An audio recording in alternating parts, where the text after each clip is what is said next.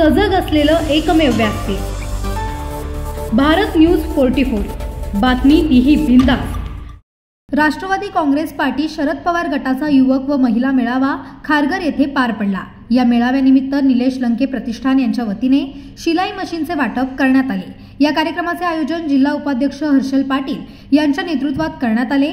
या निमित्त प्रमुख पाहुणे म्हणून खासदार सुप्रिया सुळे, आमदार निलेश लंके, महिला अध्यक्ष रोहिणी खडसे, महिला उपाध्यक्ष भावना घाणेकर उपस्थित होत्या।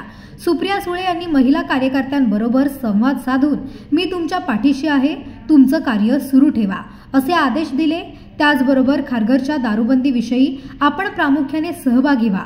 त्याचबरोबर आपल्या प्रभागातील अनधिकृत दारूचे धंदे, ड्रग्ज, गांजा यांसारखे अंमली पदार्थ विक्री करणाऱ्या टपऱ्या यांच्या विरुद्ध तक्रार देऊन ते बंद करावे। पक्ष म्हणून नव्हे तर समाजसेवा म्हणून हे कार्य करा असे आदेश सुद्धा दिले। या निमित्त पक्षाचे पदाधिकारी, महिला कार्यकर्ते मोठ्या संख्येने उपस्थित होते।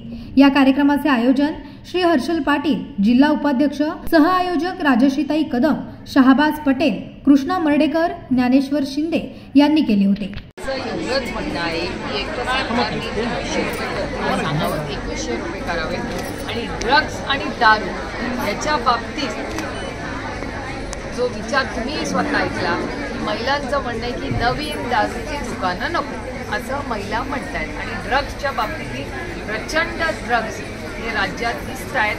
मुलं त्याच्या आहारी जात आहेत, ही पिढी वाया जाईल। त्याला वाचवण्यासाठी सरकारने त्याच्यात लक्ष घातलं पाहिजे अशी महिलांची अपेक्षा। भावनाताईंच्या नेतृत्वाखाली या सगळ्या आमच्या महिला भगिनी कार्यरत आहेत आणि महिलांनी एकच मागणी केली की महाराष्ट्र सरकारचं वर्तमानपत्रात बातमी अशी आली होती, त्या महिला सांगत होत्या वर्तमानपत्रात बातमी आली आहे की नवीन दारूची दुकानं महाराष्ट्र सरकार देणार आहेत। तर सगळ्या महिलांनी अशी मागणी केली की नवीन दारूची दुकानं करू नका आणि ड्रग्जच्या बाबतीत महाराष्ट्र सरकारने याच्यात काहीतरी लक्ष घातलं पाहिजे, नाहीतर पुढची नवीन पिढी ही प्रचंड अडचणीत येईल असं एक आई म्हणून इथल्या सगळ्या महिला भगिनींनी याचा प्रचंड विरोध केला। भारत न्यूज 44 साठी भूषण साळुंखे, खारघर। अशाच नवनवीन अपडेटसाठी बघत रहा भारत न्यूज 44।